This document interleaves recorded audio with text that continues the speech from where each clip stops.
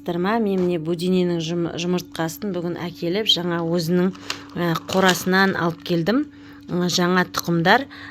Бүгін мінекей ноябрьдің 14-і мінекей алып келіп салайын деп дайындап жатырмын.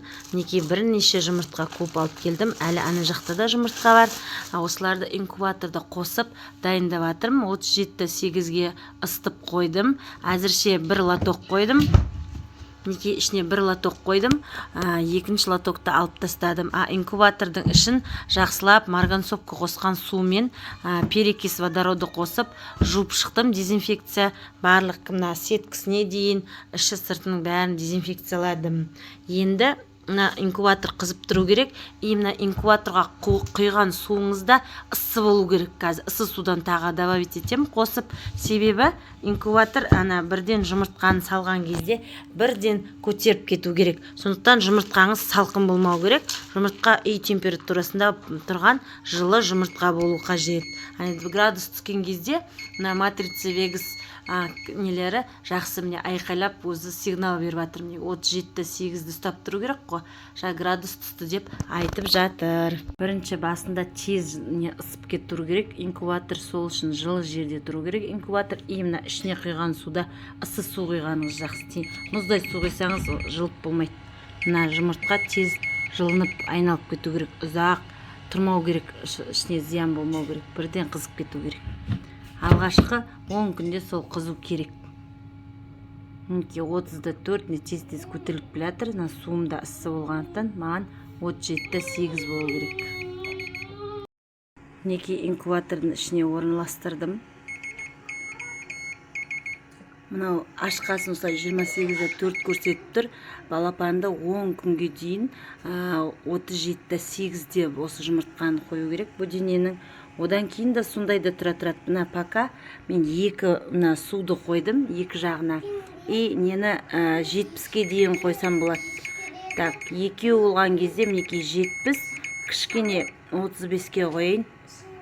65-те сондайды. 70-те тұра берсін. Жұмыртқаның температурасы алғашқы 10 күнде 37-8-де болу керек. Ол қыздыру кезеңі. Содан кейінгі 9-шы күннен бастап 15-ші выводнойға дейін кезеңде жайлап температураны түсіре беруге болады. 37-8-ді 37-7-ге, бір 3-4 күннен 37-6-ға түсіру керек. Оны градусникпен медицинский жұмыртқаның температурасын қарау арқылы білуіңіз керек. Жұмыртқаның температурасы 37-5-6 болған жарайды. Егер жұмыртқаның өзі 38 болып кетсе температурасы, ол болмайды. Сен мынаяқта 37-8 көрсеткенмен жұмыртқаның температурасы одан артық болып тұрады. Ол қашан ол әбден шығатын кезге жақындаған кезде, сол выводтың кезі 15, 16, 17-ші күндерінде температура қатты көтеріліп кетеді. Сол кезде мына инкубатор 37 болған жарайды.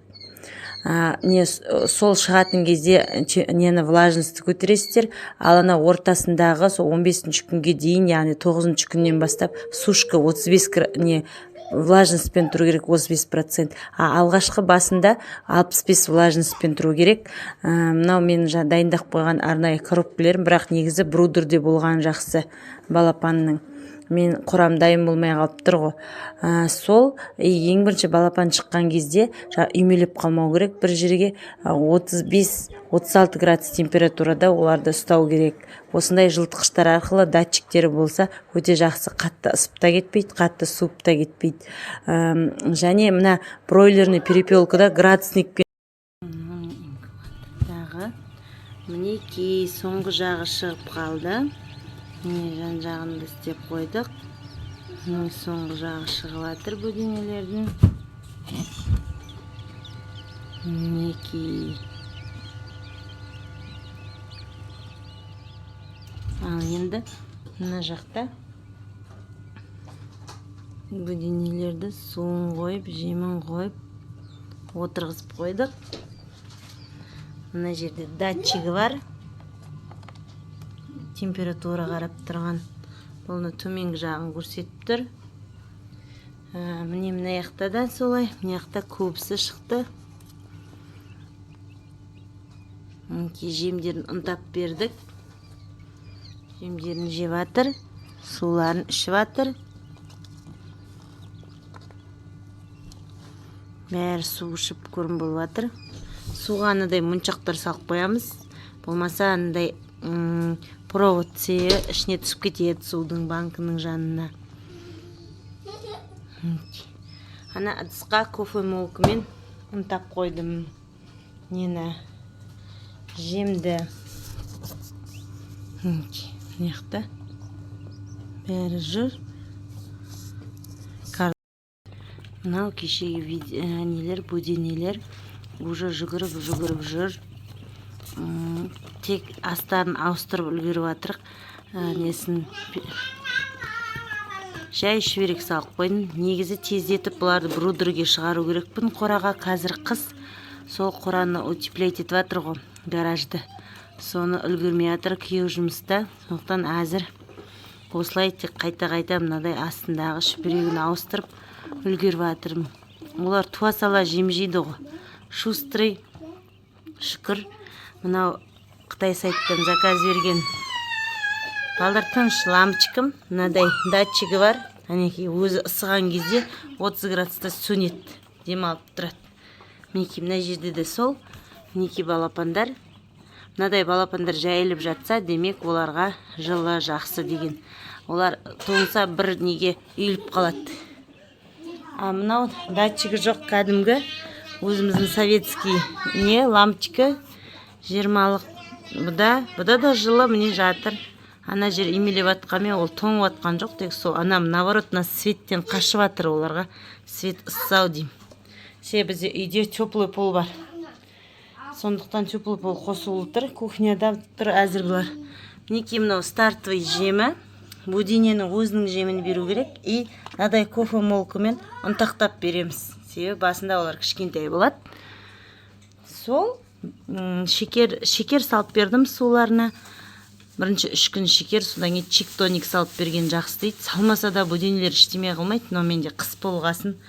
Сондықтан салып жатырмын. Жаңа гаражға отопление жүргізсек ба деген ойымыз бар. Енді пока басында енді инфракрасный лампочка заказ бердім. 250-лік үлкен жылытқыш, солар Қытай сайттан келе жатыр. Келгесін пенопластпен қораны утеплить еткесін гаражды. Сонан кейін бұлар шығады. Енді соны тездету керек болып жатырмыз.